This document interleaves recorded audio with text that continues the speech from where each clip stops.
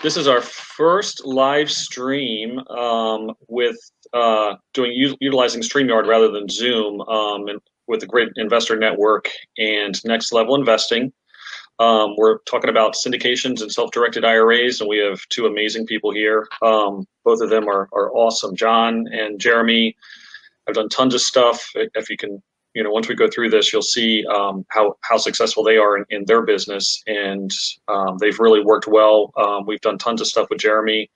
John and I have talked for years, and just a great guy and lots of information every time I talk to him. So, like I said, what we're going to be doing is talking about syndication and self-directed IRAs and how you can utilize them in investing in real estate. So with that, what I want to do is move us to the next one. Melanie and I are the leaders of the Grid Investor Network in Prince Frederick. Melanie's the owner and team lead of Montague Properties, top real estate team in one of the top real estate teams in the region. I'm the president of Next Level Investing, and along with Melanie, own Montague Investments, and we utilize those vehicles through a couple of different things, including self-directed IRA LLCs and self-directed Roth IRA LLCs. The idea behind this whole thing is to take syndication and utilize your retirement funds to possibly invest in multi-units and commercial buildings and all kinds of things like that. So really cool stuff. And then, of course, with Grid, we have to put out our legal information saying that, as far as I know, none of us are lawyers, and we are really just talking about the information that we've experienced and what we know about it. We don't even play lawyers on TV, so that's my extent of the legal part. So with that, what I wanted to kind of do, guys, is I was going to have John kind of talk about what a real estate syndication is, and then I was going to have Jeremy kind of talk about what a self-directed vehicle is. So if you guys want to go ahead and start and kind of tell a little bit about who you are and what you are. John. Yeah, sure. I guess I can start out. Thanks for having me. It's great to be here. I'm happy to kind of go through this.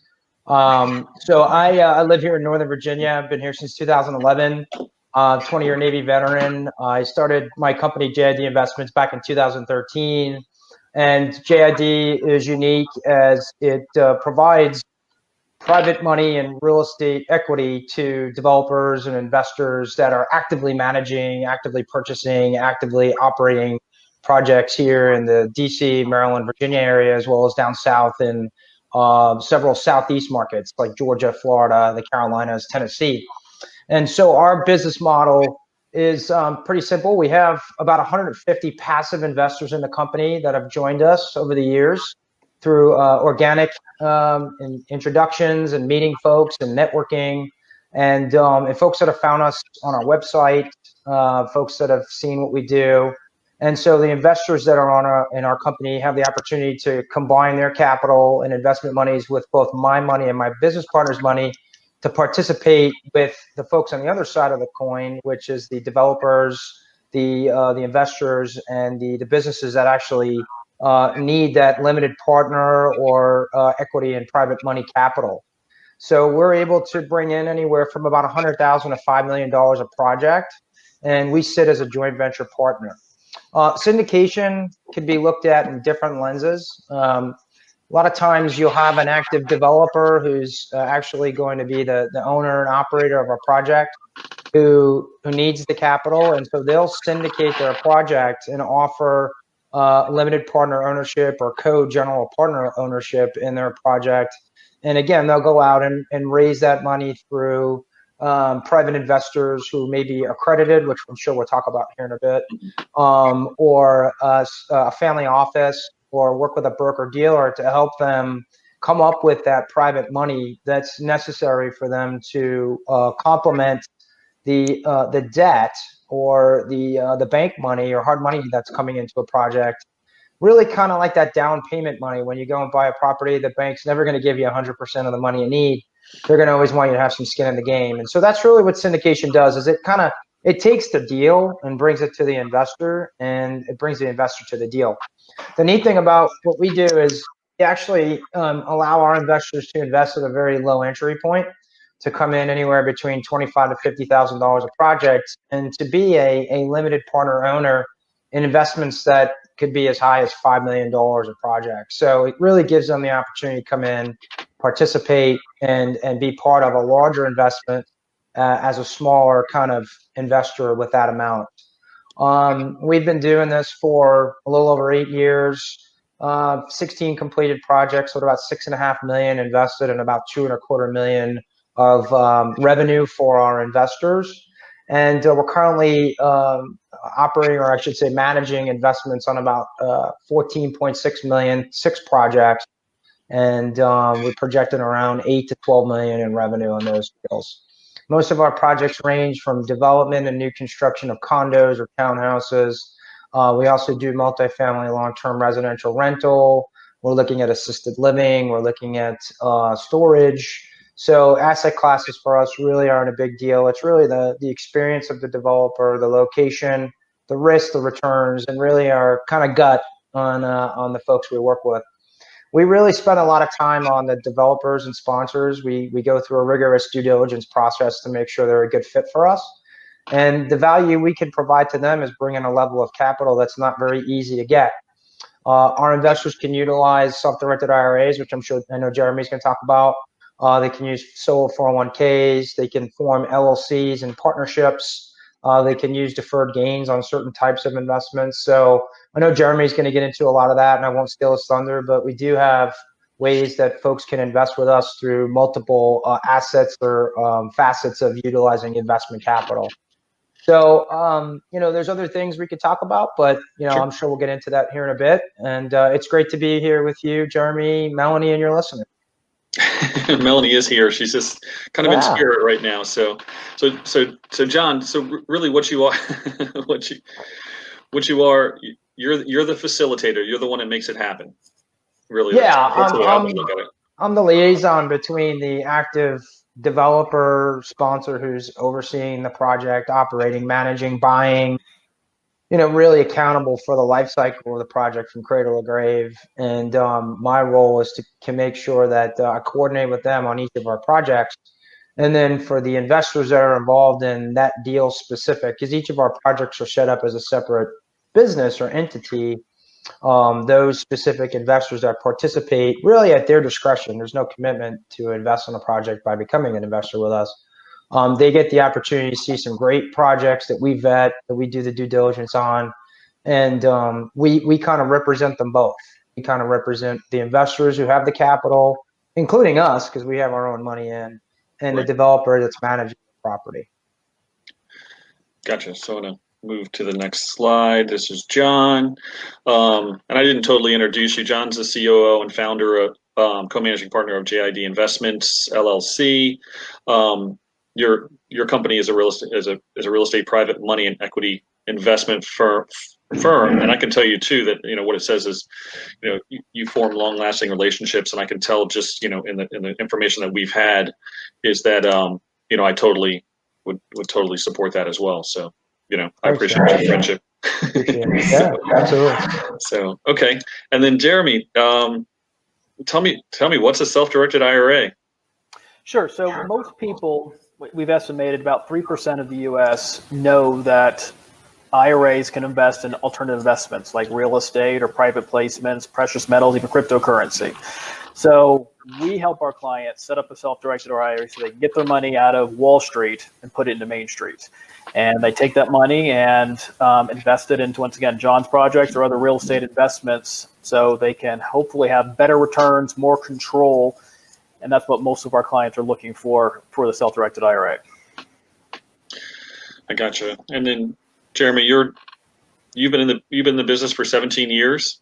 And that's correct. We've been doing this for 17 years. We've moved over about $2 billion from Wall Street over to Main Street properties. About 95% of clients invest in real estate, and we want to keep trying to get as much of that money going to our, for our clients, invest in real estate and own something more tangible, more they can control, and better returns in that situation. Sure. Okay. Well, that's a great start. Let's talk a little bit more, and kind of what we talked about is you can combine these two concepts and open up really the real estate investing world. And one of the things you said, John, that's really interesting is it's cool that I could take $25,000 or $50,000 and say, hey, I had a part in building that great big building right over there. You must get a lot of satisfaction out of that. I'm on mute. Sorry. Yeah, I do. I mean, it's you know, I love what I do. I enjoy the opportunity to meet different people and get a chance to share what we do. I mean, it's definitely unique. Most of the folks that are attracted to working with us are passive accredited investors that they just don't have the time, nor do they want to take on the risk or liability of buying property, being that landlord, getting that call at 3 in the morning, or being Shad out there on a property in Southern Maryland dealing with a sewage system, which folks don't necessarily want to do. These are professionals that own their companies and they want to participate, but they don't want to have necessarily an active role of taking on that responsibility. Right. Somehow there's just a balance of the two worlds. I think sometimes is what I would say is I get calls from my tenants every now and then, but also it's nice to do something and have somebody else manage it too. So definitely is a thing. So Jeremy, I think I'm gonna have John talk first about this the example, and I guess really, John, you don't deal mostly with straight splits. You really just deal with it just depends. Okay. It depends on the deal. It depends on the asset class. It depends on where we come in on a project. Okay. There's a lot of different things that we look at. The experience of the developer, the location. There's a lot of different things. It's not just black and white. But if we take your example here, and you're asking for $1 million, I guess, do you want to call it a residential renovation, or do you want me to line it up more as a development deal? What do you recommend? Let's do it as a development deal. Okay. So you have a deal, and let's say it's $1 million, capex total cost, and you need us to bring in 20% of that cost, which would be $200,000. You're getting 70%, let's say, from the bank, and you're going to bring in 10% or 5%. Typically, we're going to want the sponsor, the developer, to bring in about 10%. But Okay. we'll use your example. So let's say in this example, it's $1 million. We're going to bring in, let's say 250. You're going to bring in 50, and the bank's going to bring in 700. Okay. So we'll set up a joint venture partnership. We're going to want to come in as a limited partner. We're going to go through our process, which includes a corporate securities document that we'll prepare through our attorney. Typically we do a Form D, 506B or C. That's just the securities we set up. Mm-hmm. And we'll work with you to go through the starts of the questions we need. Who's the bank you're working with? Do you have a commitment letter? When do you need the money? Give us the pro forma. We'll go through the details with you. We'll walk through all that specifics. And then once we kind of give you a soft commitment, we're off and running, and we're kind of setting up the deal on our end to present to our investors. So here's your example here. Yep. If you're using an 80-20 split, you're using 80% to go to me and 20% to go to you. We may ask you to put in a pref in there, which basically is a amount of percentage on our money that you're going to pay us before we see any splits, and that just really is like an interest rate. So in this deal, we may say, hey, Shad, we want you to give us a 10% pref. That's annualized return on our 250. So we're going to get $25,000 off the top after you pay your bills, and you get the debt back, its money. And then we're going to do an 80-20 split on the remaining profits. Right. So, so you have it there, and that would go into the operating agreement. That would be in the distribution section, and ownership sections would have all that laid out. And we'll make sure the operating agreement covers this stuff in detail. Right. So we're operating in a specific deal through and creating a separate LLC or a partnership, and you're gonna have your guys spell out what the what the terms of that, and we all agree to everything, obviously. Well, you'll have your attorney prepare an operating agreement for your Okay. entity, which would be the managing entity. And under the managing entity, you're going to be the general partner, and I'm going to be a limited partner. So Okay. your $50,000 would be under Class A general partner. My $250,000 would be under Class B limited partner, and it would be governed under your operating agreement.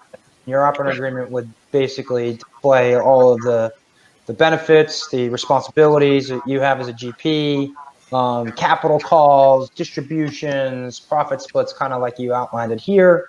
My company will put together an operating agreement for our investors who are going to come into our entity as owners, which would then be dovetailed into your management entity as a limited partner. Right. Gotcha. And then, so the straight split really just is exactly what you were just talking about. And then I guess what we call the waterfall or the preferred is really more common, I guess. I just wanted to put in the straight one, straight structure, just to make it seem have a beginner base. So with this one, no, that's good. Yeah, definitely. Let's go through it. Okay. So like kind of like you said, you were at a 10% preferred return. That means the first 10% of the returns go directly to the limited partners, and that way they're getting some money back right off the bat. Yeah, that's a good point. And typically too, what I want to see from you on your operating agreement or your pro forma, it really should prioritize the return of capital as well. So who's getting the money back first? Well, we know the bank's getting the money back. Right. If this was on $100 million deal, or like our Buzzard Point project, a $65 million deal, you're going to have a preferred equity mezzanine lender that's going to probably get paid second. Mm-hmm. And then we'd be in third position or no position to be paid third with return of capital. So I'd want to see investor return of capital, pref, splits, and then sponsor promote. I gotcha. Okay. And then say it's a small syndication. How would you explain this? Yeah, so let's take your $1 million deal that you'd bring to me, and then let's turn this around and let's use this as an example that I'm going to bring to one of my investors. And so let's say I'm offering, let's just say it was $2 million. So let's say I'm going to offer 200 units of investment for the project with you, where I'm going to raise $2 million. And so I'm offering 200 units at 100 grand. My waterfall would be different than the waterfall you and I established.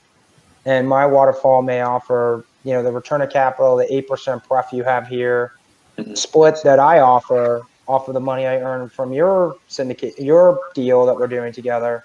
And then once my investors get their pref, then we'd look at me as a GP getting a catch up or a portion of the split. And then typically what we do is any monies that are left over after we get the money back to the investors, we pay them their pref, we get our catch up, we then usually do a split in their favor, usually 60-40 in their favor. But yeah, the way you have it here, if you go back, the investor's going to get, let's say, $100,000 investment, and before the GP gets anything, meaning profit from the deal, the monies that come out of the deal as far as profit, the first 8% a year is going to be paid to the investors. Right. So you're going to be getting $8,000 of the initial profits as an investor in your example before the next level of waterfall is realized, whether that's to the sponsor, a catch-up, split, however it's laid out. Gotcha. I don't think we go into this in this example with that part, but I guess the real reason why you want to do this is it doesn't guarantee you're getting that, but it does create, I guess, the general partner to really want to make sure the project is successful and to make sure that they're involved in the process. Well, that, and plus you're giving your investors an incentive to say, look, I'm willing to give you the first, X percent, in this case 8%, before I take a dime. Right. And that 8% would be paid to the investors, their 100 grand, and you, in your previous example, of 50,000. So you're actually making $400 on your money because you're investing dollars in the deal as well. So anybody that's coming in with money on the private money side is going to realize that 8% as the first, let's say, tier of the waterfall. Right. Okay.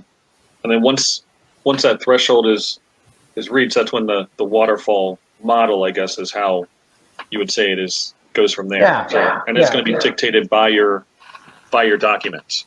Exactly. And that's something that you negotiate with your sponsor. If you're doing this as an individual investor and you're working directly with the developer who's syndicating the deal, you would negotiate, that pref you had. And then once the pref's met, the developer is going to get a little bit of money because, they said they did what they said. They made you that first 8%. Maybe they get a little bit of a catch up and that way they get some money in their pocket. A lot of times developers may charge a developer fee or a small fee to take some of that profit. And then the rest of it's really split like you have there where, 70, 60, whatever percentage goes to the investor. And then the remaining split would go to the developer as part of what we call the promote.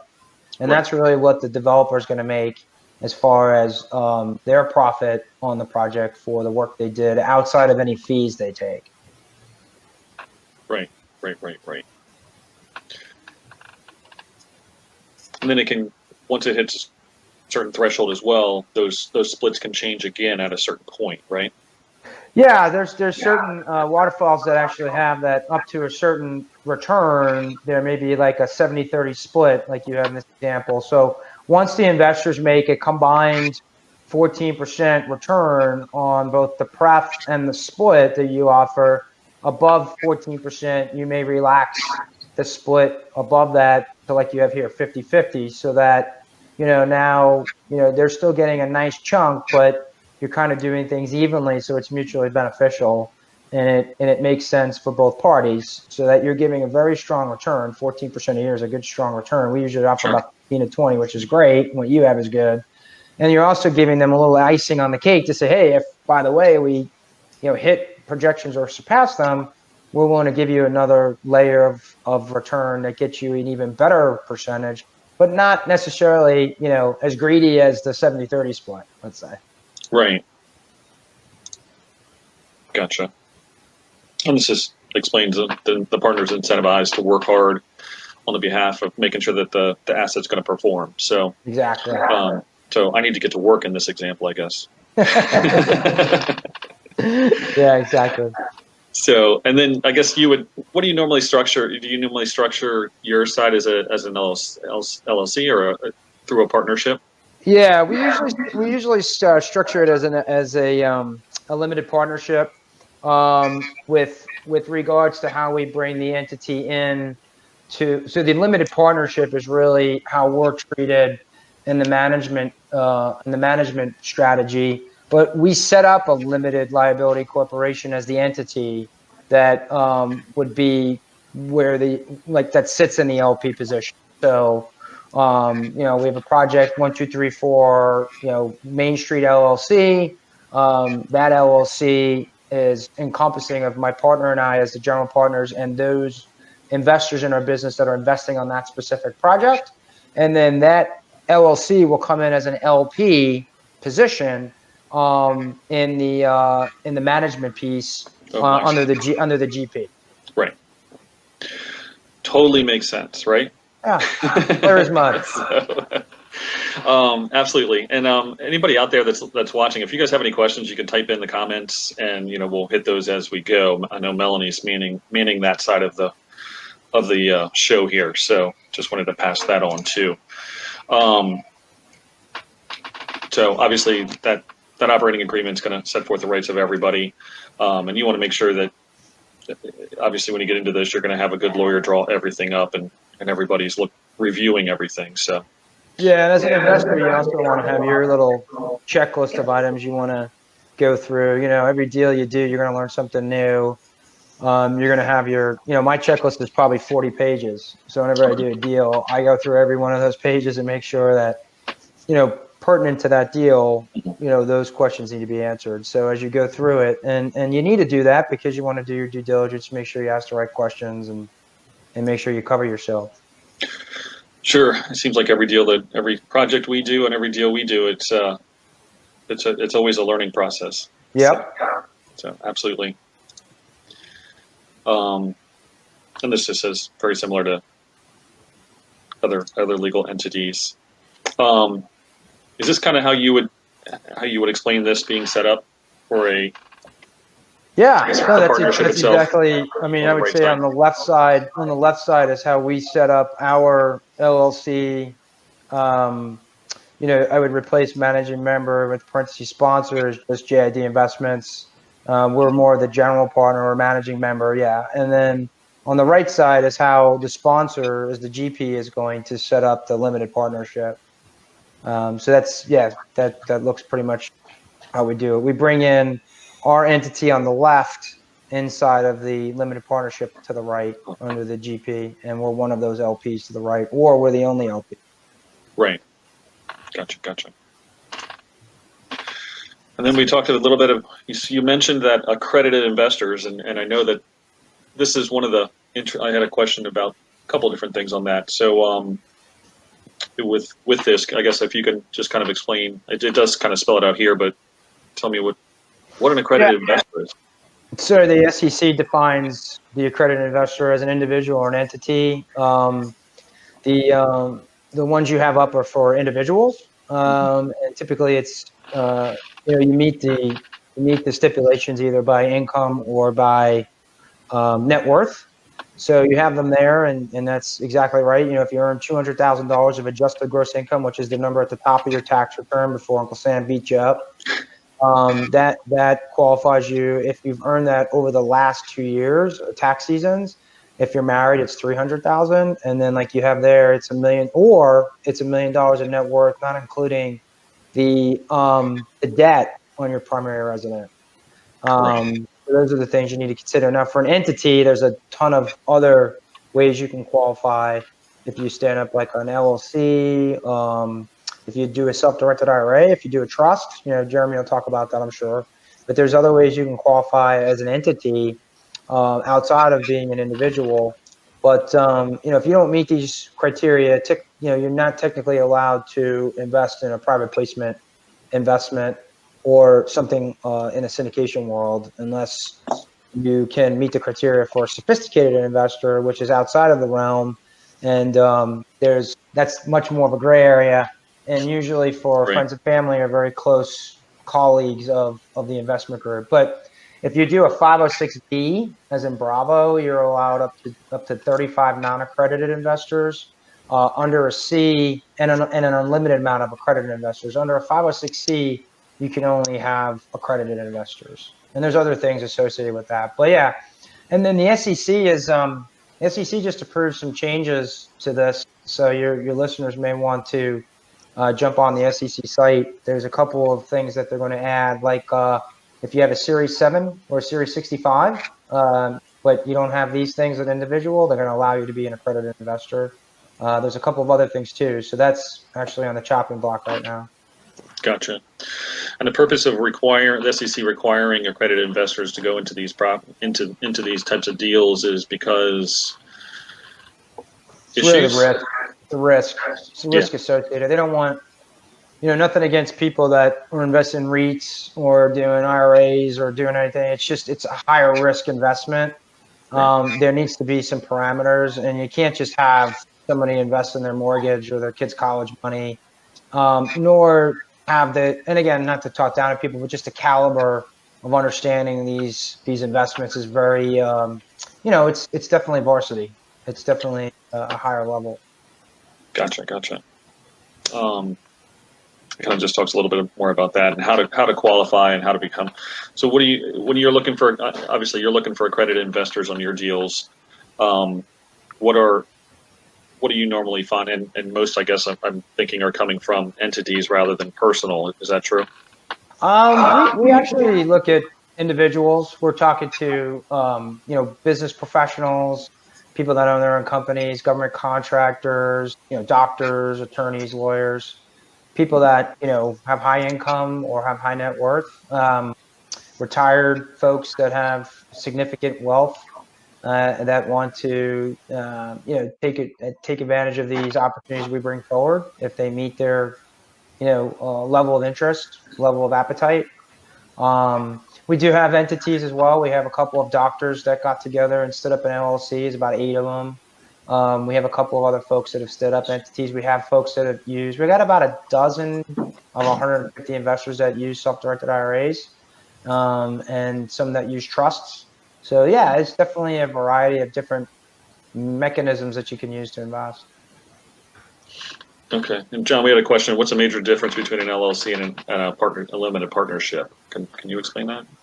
Yeah. So the LLC is the actual entity that gets stood up and basically is the business, and limited partnership is really like a class of investor or a position of investor in a syndication project. So the LLC is the actual body or company that's investing, and they sit as a limited partner inside of a syndication deal. Hopefully that answers that question. Kind of in same thing as in this is where you're creating this and then you're coming over to the other side. Right. Exactly. So it's usually a two-part process. Right. In the syndication. Oh, getting ahead of myself. Okay. So John, I really appreciate that. Yeah, my pleasure. A couple things we'll hit at the end too. How do you, I guess the one question I had was and you did kind of hit on this, is there's some safety and some risk to everything. What do you do to help mitigate that risk? Yeah, so it just depends again on the asset class. If we're going to do a residential renovation project, we're coming in with equity or private money. We're typically going to ask for a personal guarantee. We may ask for a second lien position on the subject property, maybe even an unencumbered asset. And we're going to also have, obviously on every deal, have the sponsor bring in some skin.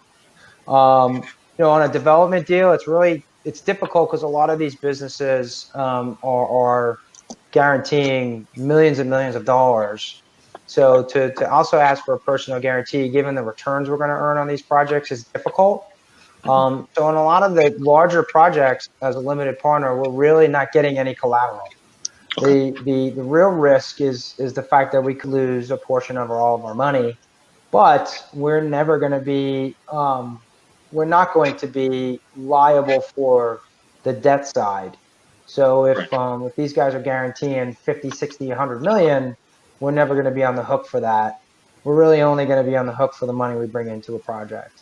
And then, obviously we're in a recession right now. I couldn't foresee a global pandemic coming back in March of this year. So there's always risk. But to me, it's, you got to get in on the front end and make your money. You probably know that better than anybody, Shad. That's when you make your money, is when you buy a property, not when you sell it.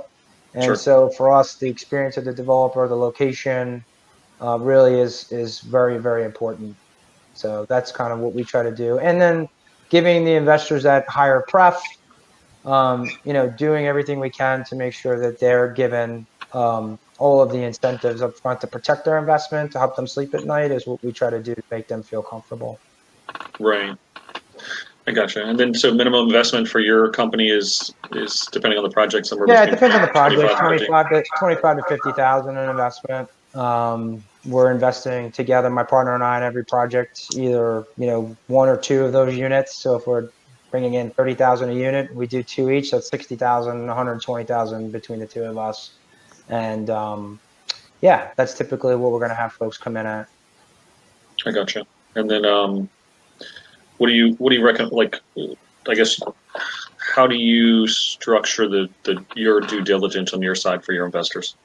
Sure. Yeah. So the first thing is really making sure the company is a good fit. So we spend a lot of time on making sure that we go through our process of onboarding the developer if they're a new sponsor or new developer. Making sure that we do not just one project. We want to do 100 with them if they're a good fit. They're a good business. They kind of meet the criteria, and we approve them for the funding for their projects. And then once we approve them, and we do that because we want to get a lot of that prerequisite stuff knocked out.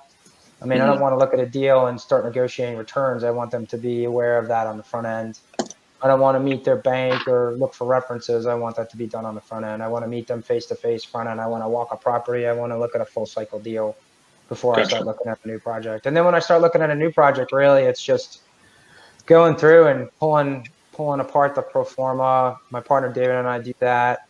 We do have folks we can bring in too as consultants to help, and making sure that first the numbers that the sponsor sends make sense, and then looking at the market and doing independent analysis to make sure that the market numbers make sense.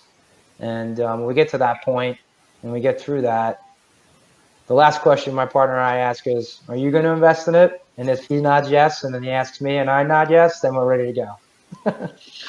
Makes sense. Absolutely. Do you want to, if I was an investor, that's one of the things that I'd want to know is, do you have skin in the game?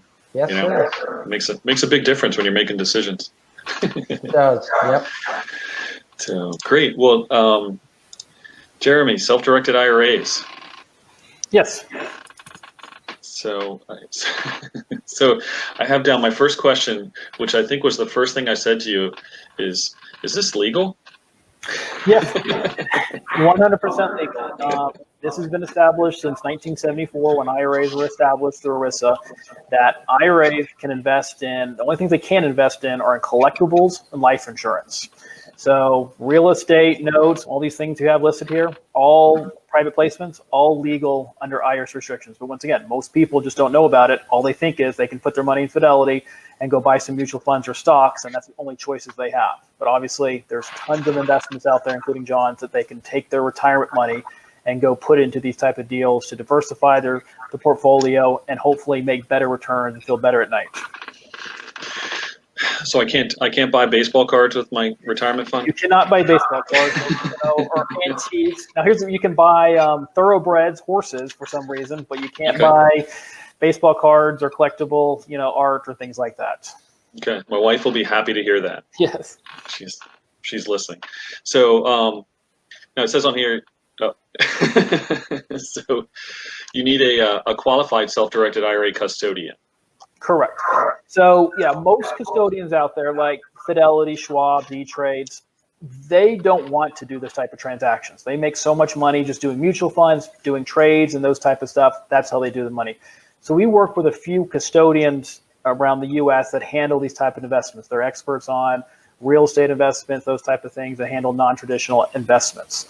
And so we help pull the client's money from like a Vanguard or Schwab or wherever and move it over to one of these custodians to then eventually make it self-directed so they can take their money and make the investments of what that they want to. Okay. Makes sense. So I guess is this the process of how you would, this is how we would probably do it, but right. So normally I would assume most of the clients here are interested in investing with John or you, and they're going to say, "Oh, I've got 50,000 in my Fidelity account that's doing nothing today. And going up and down. It never makes me any money. I just get frustrated. So I want to take some of that money out, and so I want to invest in you." So that when they give us a call and we start going through the self-directed process to start getting that money available so they can then invest it with, wherever they want. So it usually happens because they have an investment in mind, but we can always obviously set it up so they want to pull their money out if they just don't want to be in the market and be ready to make that investment whenever that does come up. I got you. And how long would that process take in step one for you to set that account up? Sure. It usually takes about 2 to 3 weeks to get everything set up from start to finish. COVID has slowed things down a little bit, so it's been a little towards the longer end, but hopefully things are getting back to normal. Things are kind of, people are going back to the office, things like that. So to be safe, about 2 to 3 weeks to get everything situated from there. Okay, so COVID really hasn't affected you guys too much. That's correct. Okay, gotcha. And then I guess what I wrote down is the rules. So can you touch the money? Can I touch the money if I'm if it's my money? If it's your money, you can manage it. You can direct it where it's going. You just can't use the money and take it out and use it for, to go to a restaurant or go on vacation or, go buy your baseball cards. If you do those type of things, that's going to be a distribution and there's going to be taxes or penalties depending on your age. So it's got to be for investment purposes only. So as long as that money's taken out and used for, once again, real estate or whatever investments, you're not going to have any issues. I gotcha. So you also can't use that self-directed IRA to do something like buy a property for yourself to live in? That's correct, yes. It needs to be with third-party investors. So it needs to be, once again, with John, the way it works is you can't do transactions with yourself, your spouse, or vertical bloodline. So that would be your parents, your children, and their spouses.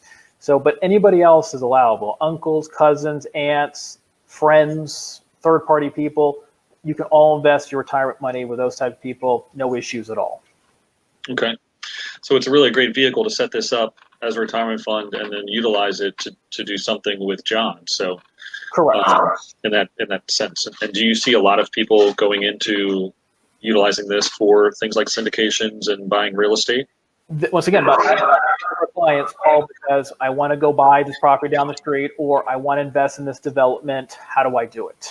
And they hear about it a little bit, they know enough, but they just don't want to know how the whole process works so that they can get their money out and be ready to invest it whenever the investment deal is ready. Gotcha. I guess there's a question of what custodians do you recommend? You use yours? Sure. So we use our custodian. We use a company called Kingdom Trust. And we'll probably get into it a little farther in the process, but the way we give our client more control of their accounts, is instead of just having a self-directed custodian that we work with like Kingdom Trust, we actually set up a specialized LLC that's owned 100% by the IRA. The benefit of this is the IRA money, instead of sitting at one of those custodians, it's actually sitting in a local bank account of your choice. So, for example, $50,000 was at Fidelity. It moves over to Kingdom Trust. We set up the LLC, you call it ABC LLC. You open a bank account there, whatever bank you want to use, a big bank like Chase, Bank of America, or any local bank, and the money is then wired into that account. And once it gets there, you're in full control because you manage that bank account, you manage the LLC, and you can invest it however you want. And any profits, any returns go back into that LLC account. So that example, that 8% return goes back and deposited automatically into that LLC bank account. And it just grows there, tax deferred if it's a traditional IRA, or completely tax free if it's a Roth IRA.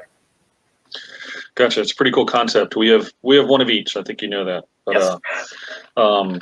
Yeah, and we utilize our own sense of how we invest with each one of them too. So, correct. Yeah, definitely is interesting. So who would be a disqualified person? So yeah, here's the example here. So you'll notice that. If it's your IRA, you can't go and buy something that you already own, or you can't invest in something you already own when also involving anything with your spouse, your parents, your children, and if they're married, their spouses.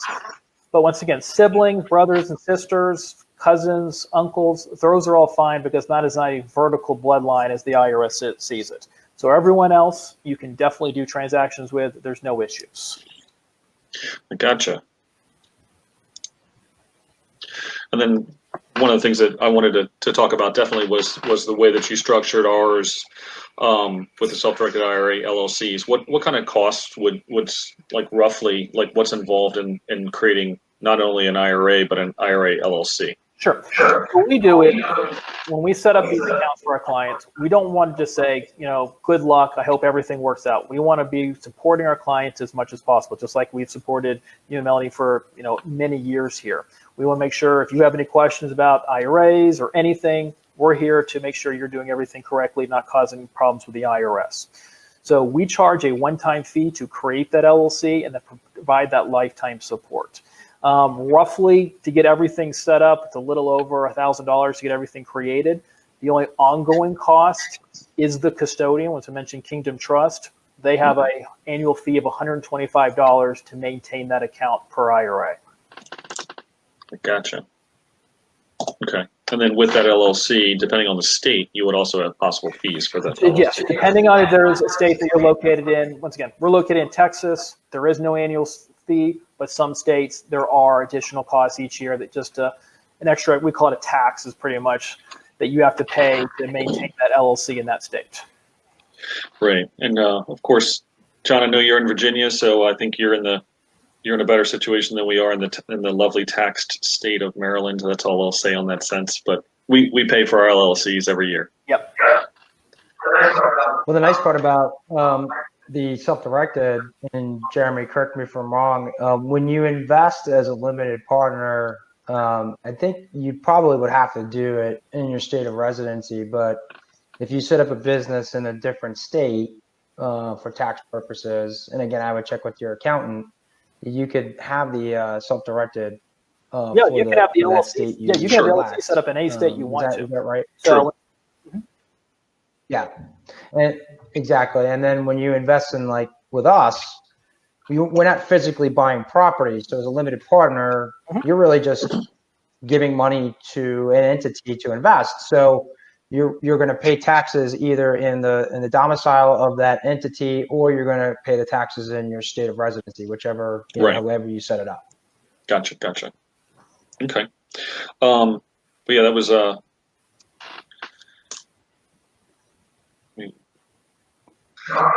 And our folks use Kingdom Trust too, there we go. Jeremy. Nice. Good bank, good group. Yeah, definitely.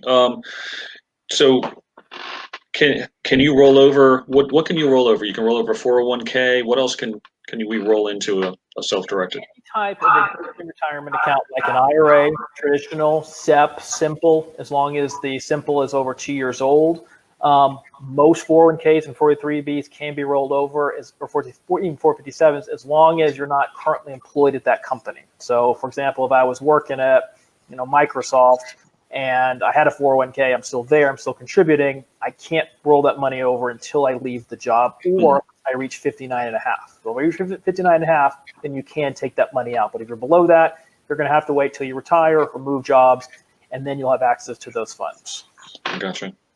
So everybody retire really quick right now and call Jeremy. You need to move jobs anyway. Right. No, absolutely. And there's a lot of people that I speak to that have, hey, I had this money from a previous 401k from a previous employer, and it's just sitting there, and I don't even know what's in it. And most people forget about their old retirement accounts. They'll get a statement every quarter. They'll throw it in the trash, look at it for 5 seconds, but that's money that they could be investing and putting in something that they have more control over with, and betting hopefully a better return. I don't know. They must have more money than me, because I wouldn't be throwing it. I'd be paying attention. But yeah, no, definitely. It's I have people all the time that are just looking for opportunities. I think we've sent you a couple here and there. So, but I guess final thoughts. If you want to invest in a real estate project, you can lend a developer money from your self-directed IRA as long as you set up it properly. That was.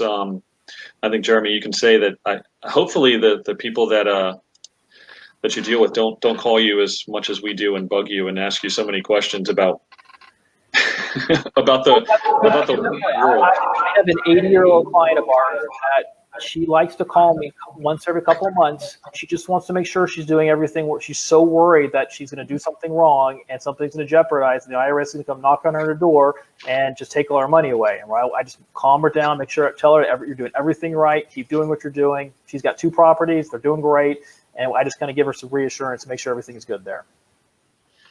Right. No, it's funny. But I mean, honestly, it probably took me. I think I did my due diligence. I think, Jeremy, we spent probably 10 or 15 phone calls going back and forth trying to figure out exactly where we wanted to go and how we wanted to do this when we were moving. And I think that's what, if people have the questions, I think there should be somebody there that can answer them. And I appreciate what you did, and, John, I know you shook your head. Yes, because it's the same thing. It's like, this is, whether it's, $25,000 or $25, it's somebody's money. And we want to make sure that we do the right thing. And that's why we brought both of you guys on to talk about it, because I think that you guys are both stand-up people and I really appreciate everything that you guys do with us. Thanks, Shad. Appreciate that. So then one of the things that we do with the grid meeting too, for everybody, is if you have questions or you want to put the information out there, obviously Jeremy's information is there, John's information's there, and I also have I'll put up here real quick is all of John's info. If you want to contact him and get involved with, what he's doing. I swear to you, I want to go to that property over by Nat Stadium. It's an amazing building. I've been watching it for months, and COVID be damned, I'm going to go there. Anytime, my friend. Anytime. So, does anybody have any questions out there? I don't see anything on there. I don't know if Melanie's staying on top of it, but this is John's info. And if anybody wants me to change screens, let me know.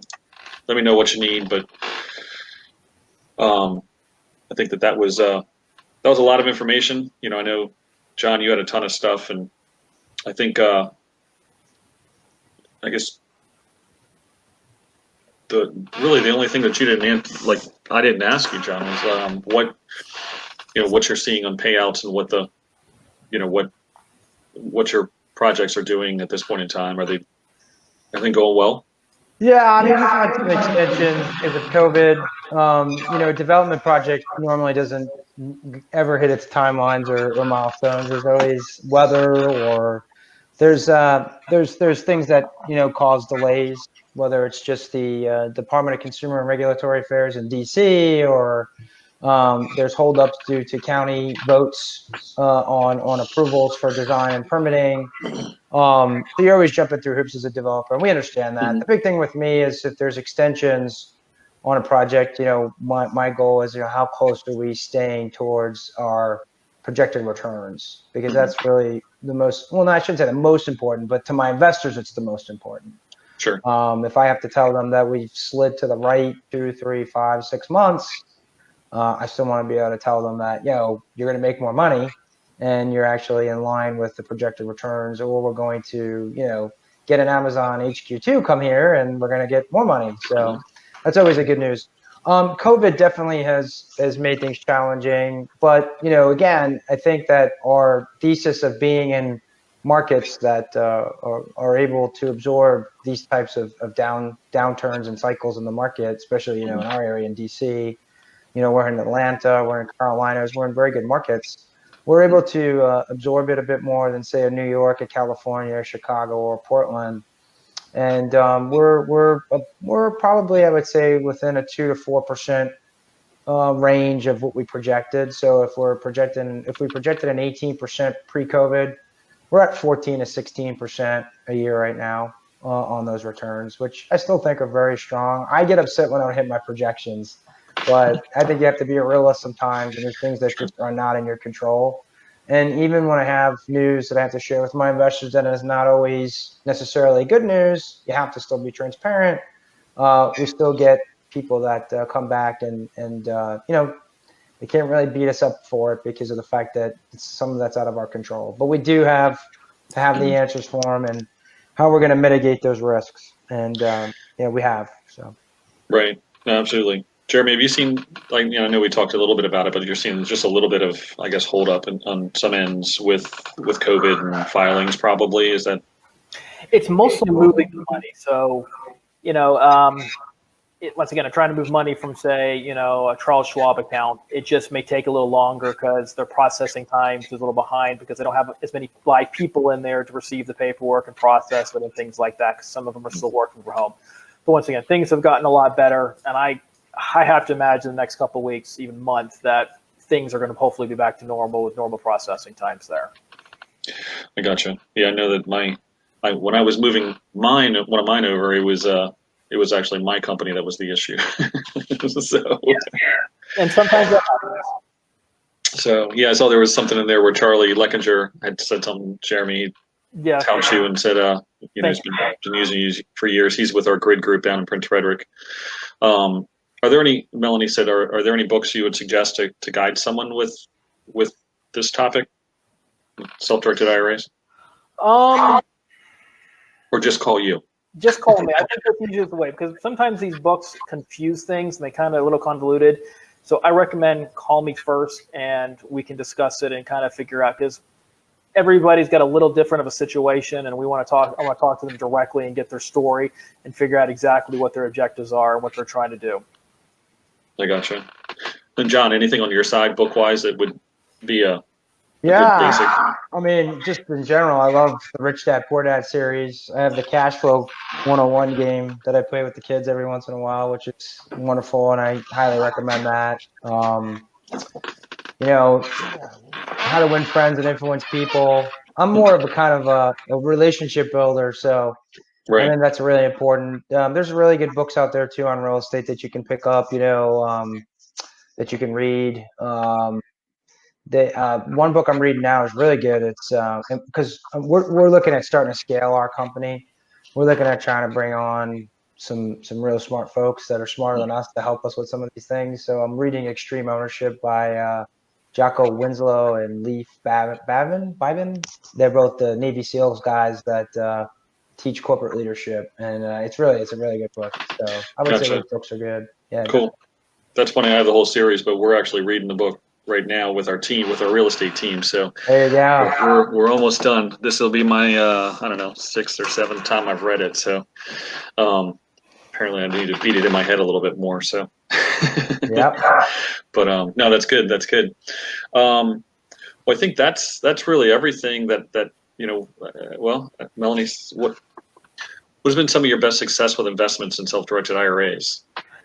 I've got a husband and wife up in the Dallas area who started probably with around $50,000. And here in Texas, you can actually, back then, this was probably about 10, 15 years ago, you could actually get a property for that amount. I know things are a little different up there in the Northeast, but they have now owned 20 properties.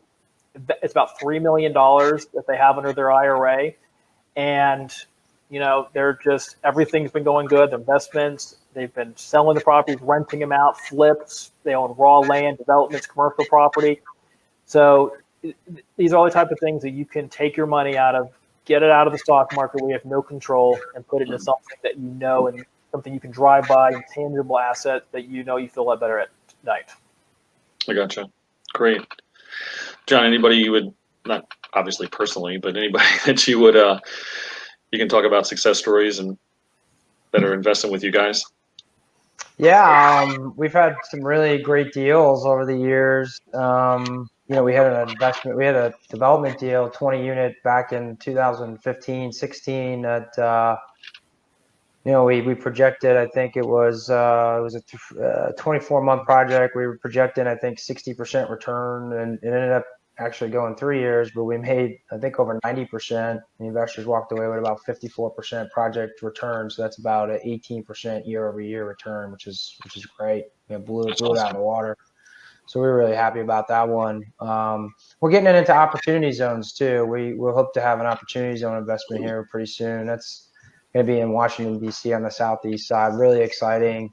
And I've been spending the last 7 months on that project, just putting together the paperwork, learning about the program, looking at all of the tax implications, benefits, advantages. And, if you listen to the president, you listen to some of the folks in Congress, they're all liquored up on it because it's a really great program. It really does regentrifies a lot of communities, and it also can help people take advantage of some really good tax gains, deferred gains. Yeah, It's a very interesting. There's a lot of when I first heard about it, ozones, it was like I thought, oh well, it's just going to be really in DC, but we have them. Actually, we're right down the street from an opportunity zone here in Calvert County. So that's right.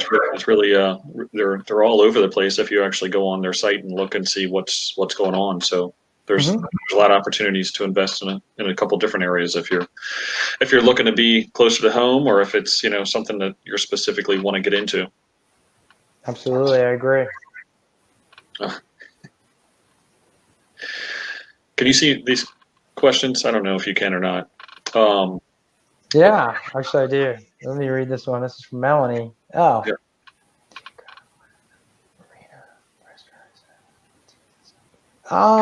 Possibly, yeah. I mean, it depends where is it in DC, I guess. So yeah, they could, if this person wants to reach out to me, they can send me an email. We can chat about it. Okay. Yeah, it's something in Anne Arundel County. So okay. close to Annapolis. Possible marina. So kind of interesting. So I guess if if anybody has any questions, if they don't have any questions, then I'll get you guys off the hook. Yeah. You guys can hang out, and no, I appreciate everything that you guys do for us, and definitely want to thank you, and hopefully we can get some people involved in some of the projects, and I know I have several people that have been interested, so definitely want to meet up with you, John, and it's something I pushed off, obviously, when March hit. We kind of shut down and just went into agent mode because it was so crazy with everything. So, but that's, when we're always referring people over to you, Jeremy. So I'm sure you get people from our group talking about stuff and bugging you like we do. So, I guess it's 7:30. We've been on for about an hour. I guess we'll go ahead and shut it down, and hopefully, I'll touch base with you guys to see if there's anybody that has any questions that pop up in the near future, and I'll shoot them out to you. Thanks, Shad. It was great being on. Jeremy, Absolutely. thanks for the great info on the self-directed IRA. That's good stuff. We'll definitely talk soon. Thanks. Both of you, thanks. That's awesome. Thank Thanks, you. Melanie. Bye, guys. All right, bye. Thanks.